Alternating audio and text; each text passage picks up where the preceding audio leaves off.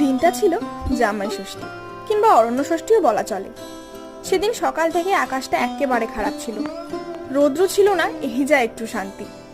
ঠান্ডা ঠান্ডা ওয়েদারে খুব যে একটা মন্দ লাগছিল তা না, তবে মেঘলা আকাশ দেখলেই মনটা একটু খারাপই লাগে, তাই না? তো সেদিন সকাল সকাল টিউশন পড়িয়ে আমার একটা পার্সেল চলে এসেছিল। তো সেই ষষ্ঠীর জামা কাপড় যেগুলো আমি পরবো সেগুলোই আর কি এসেছিল। তো সেগুলো রিসিভ করে নেওয়ার পর আমি চলে গেলাম চটপট স্নানে। স্নান সেরে এসে ঠাকুর প্রণাম করে মা বললো নতুন জামা কাপড়গুলো পরে নিতে। তো সেগুলো পরে নিলাম। তারপর মা ষষ্ঠীর যে নিয়মগুলো থাকে সেগুলো করে নিল, যেমন সুতো বাঁধা, পাখার বাতাস করা, ষষ্ঠীর ষাঁড় জল দেওয়া। সেগুলো করার পর তারপর আমি ভাবলাম আমার তো আজকে তেমন করে আর কোথাও যাওয়া হবে না, যেহেতু নতুন জামা পরেইছি, তাহলে একটু নিজের মতন করে সাজগোজ করা যাক।